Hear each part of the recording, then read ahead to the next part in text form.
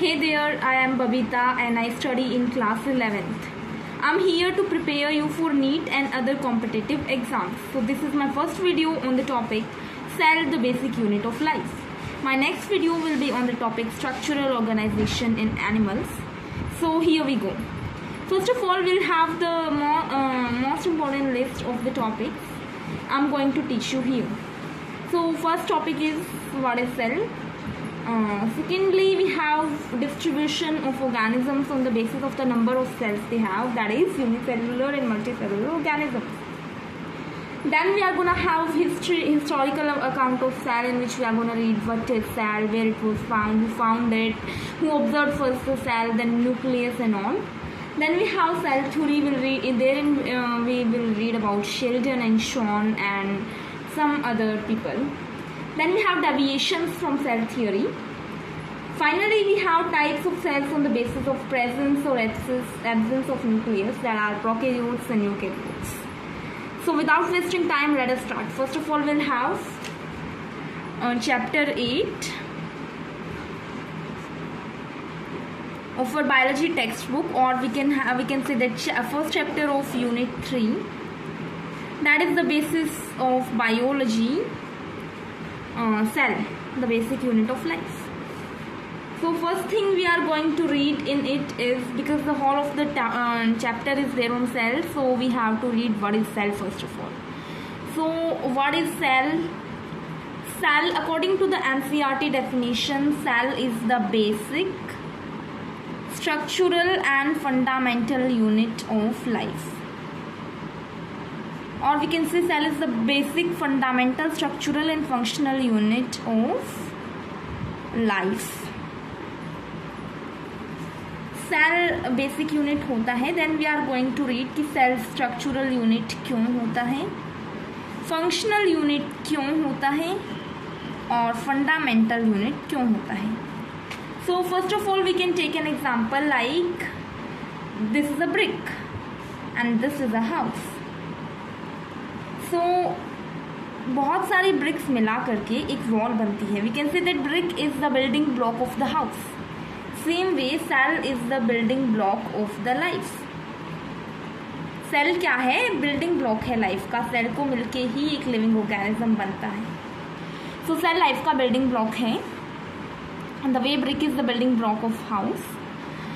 बहुत सारी bricks को मिला के एक wall बनती है. Walls को मिला के house बनता है. That way बहुत सारे सेल्स को मिला करके एक टिश्यू बनता है, और टिश्यूज को मिला करके ऑर्गन्स बनता है, ऑर्गन सिस्टम बनता है, ऑर्गेनिज्म बनता है.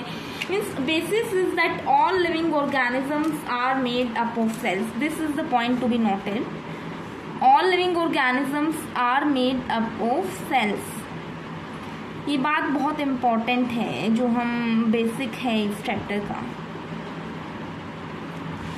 अगली बात, as I told you that there are organisms which have a single cell and there are organisms which have many cells. तो जिनके पास सिंगल सेल होता है we call them unicellular organisms. Unicellular organisms वो होते हैं जिनमें सिंगल सेल होता है, and those that have many cells are called as multicellular organisms. Then we have differences between unicellular and multicellular. First of all, it consists of only one cell. It consists of many cells.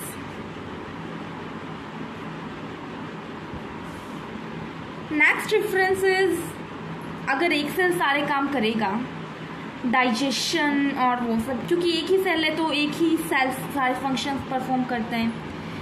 तो अगर एक ही cell सारे functions perform करेगा तो efficiency कम होगी.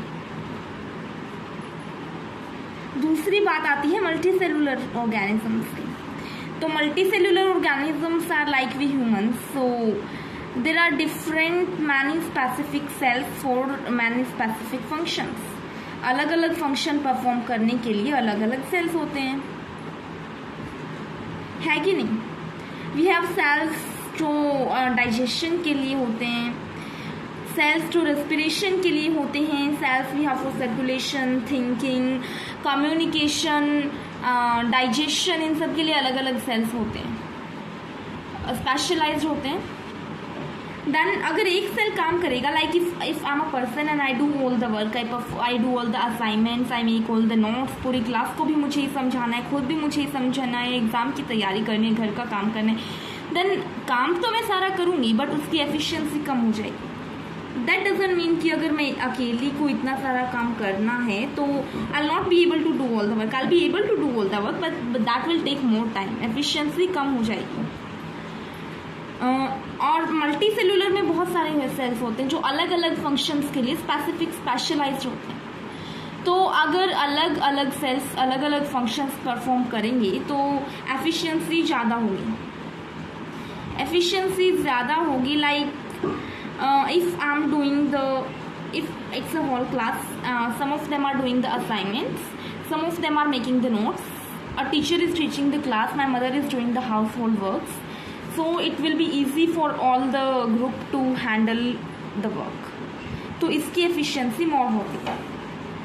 अब बात आती है यूनिसेलुलर में, केवल जैसे एक ही सेल होता है, इसके एग्जाम्पल्स होते हैं amoeba, that is single cellular, then we have diatoms, then we have bacteria, etc etc many more। अब मल्टी सेलुलर के एग्जाम्पल्स में बात करें तो ह्यूमंस होते हैं, एनिमल्स होते हैं, प्लांट्स होते हैं और भी बहुत सारे होते हैं, तो वो सब multi cellular. Now the turn comes of unicellular और मल्टी सेलुलर का हमारा डिफरेंस हो गया, काफ़ी इजी था। अब यूनिसेलुलर में एक और पॉइंट है जो इम्पोर्टेंट है, स्टार मार्क कर लेना, कि यूनिसेलुलर ऑर्गेनिजम्स में a single cell is capable of independent living. एक जो सिंगल सेल होता है वो इंडिपेंडेंट लिविंग के कैपेबल होता है, he can live on his own, वो अपने सारे फंक्शंस अपने आप परफॉर्म कर सकता है, he doesn't need any outer source. देखो खाना बाहर से मिलेगा और सब चीज़ें, लाइक ये तो मल्टी सेलुलर ऑर्गेनिजम्स को भी बाहर से ही चाहिए होती है, लेकिन he can perform all the functions himself, उसे बाहरी हेल्प की ज़रूरत नहीं है। तो ये पॉइंट इंपॉर्टेंट है, इसे स्टार मार्क कर लीजिएगा।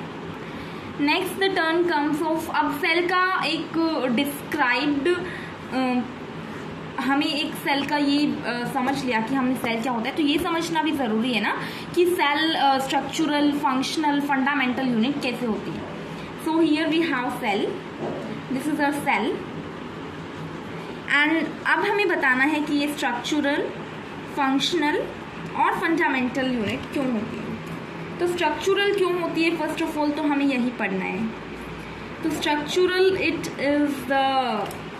it comprises to make the whole body, बहुत सारे सेल्स इकट्ठे होके ही तो एक बॉडी बनाते हैं, तो it comprises to make the whole body।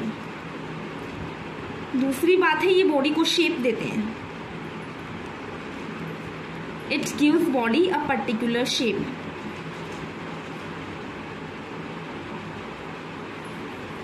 अब यू विल से कि भाई हमारे ह्यूमन बींग्स में ना तो स्केलेटन देता है बॉडी को शेप, बोन्स नहीं होंगी ना तो बॉडी को शेप नहीं मिलेगी। तो for your kind information, body को शेप तो नहीं मिलेगी, आई मीन कि स्केलेटन भी तो बोन्स से बना है और बोन्स भी तो सेल्स से बने हैं। तो अगर हम बोले तो एक इनडायरेक्टली अपनी बॉडी को शेप देने में सेल्स की ही ज़रूरत होगी। अब कहेंगे कि घर कैसा दिखता है, ये तो दीवार बताएगी, ये तो छत बताएगी, या फिर ये तो उस घर का स्ट्रक्चर बताएगा, लेकिन उस घर का पूरा स्ट्रक्चर दीवार से और इनसे नहीं, ब्रिक से ही बना है। ब्रिक नहीं होंगी तो दीवार कहाँ से बनेगी, ब्रिक्स नहीं होंगी तो छत कहाँ से बनेगी। तो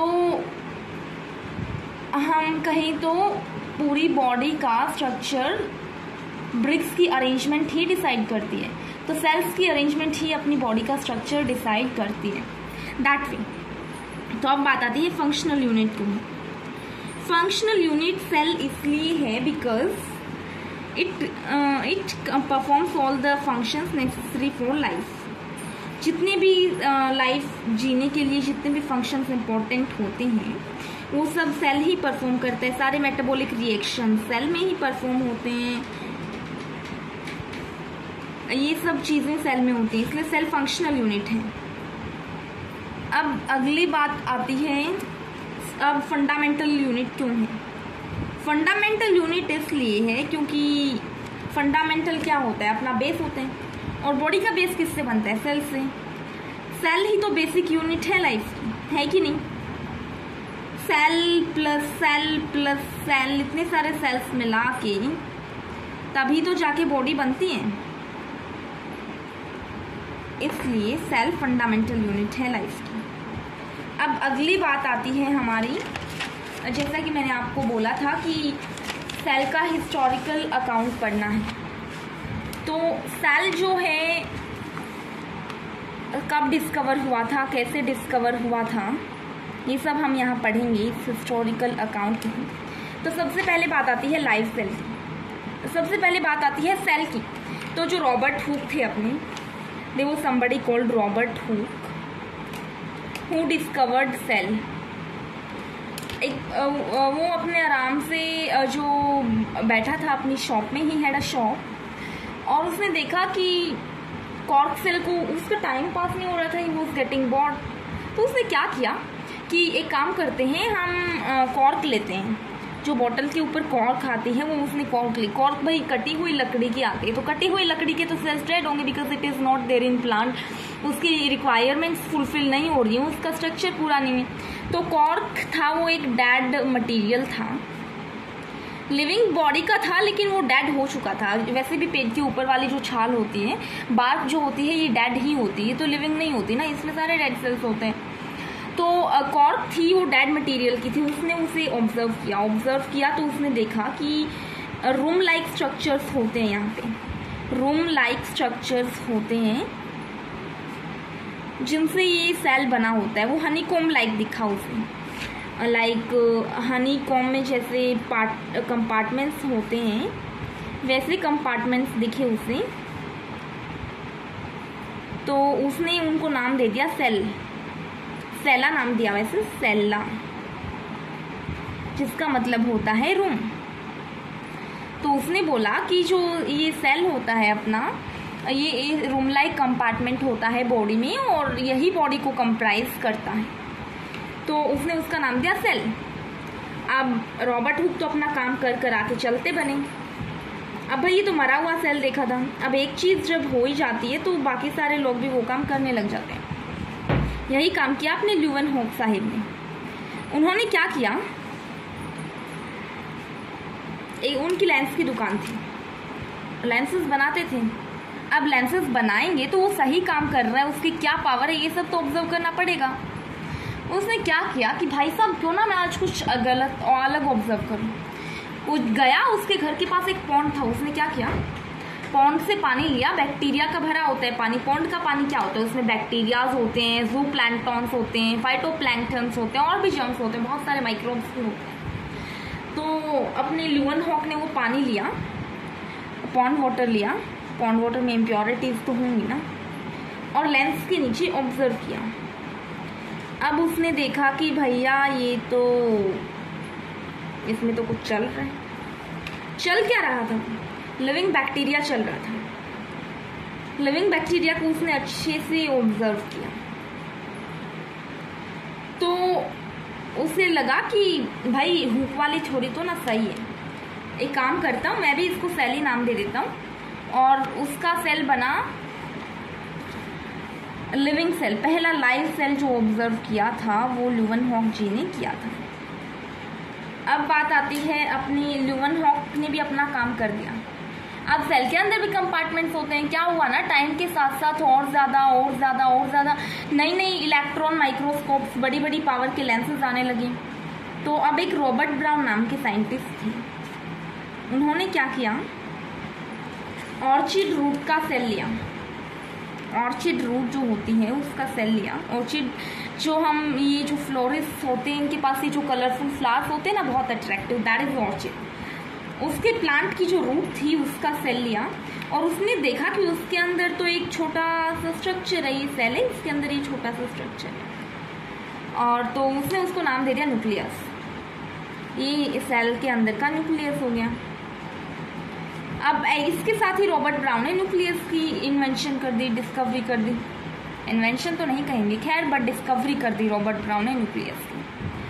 अब अगली बात आती है, हमारा ये सब पूरा हुआ, लाइव सेल डिस्कवर हुआ, पहले डेड सेल डिस्कवर हुआ, उसके बाद लाइव सेल डिस्कवर हुआ, फिर न्यूक्लियस डिस्कवर हुआ, हो गया डिस्कवर जो होना था। अब एक शॉन नाम के साइंटिस्ट थे 1818 में, ये सब चले गए। अब सेल थियोरी पे बात आती है। तो सेल थियोरी में क्या हुआ कि एक शॉन नाम के साइंटिस्ट थे 1838 में, थियोडर शॉन, 1838 में। इन्होंने क्या किया, एक ब्रिटिश जूलॉजिस्ट थे, that is the point to be noted, he was a British zoologist. भाई वो जूलॉजिस्ट था तो सीधी सी बात है वो एनिमल सेल्स को ही स्टडी करेगा। तो उसने एनिमल सेल्स को स्टडी किया, क्या देखा कि भैया ये एक एनिमल सेल है और इसके बाहर एक मेम्ब्रेन है पतली सी, ये वाली जो थियोडर स्क्वान ने देखी कि ये जो मेम्ब्रेन है बाहर वाली, ये सेल को इनक्लोज करती है और हर एक एनिमल सेल में ऐसा मिलता है। तो उसने उसका नाम दे दिया प्लाज्मा मेम्ब्रेन। अब उसने क्या किया कि प्लाज्मा मेम्ब्रेन को अपना पेपर पब्लिश कर दिया, ठीक है भाई।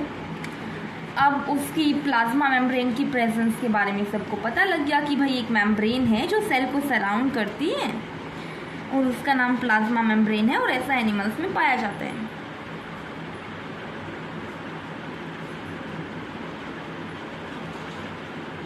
तो शॉन ने अपनी डिस्कवरी कर दी और सब लोगों को पता लग गया कि प्लाज्मा मेम्ब्रेन सेल के, हर एनिमल सेल के बाहर प्लाज्मा मेम्ब्रेन का होना ज़रूरी है। अब अगली बात आती है, यही अब एक जर्मन बॉटनिस्ट थे मैथाइस श्लीडर, मैथाइस श्लीडर।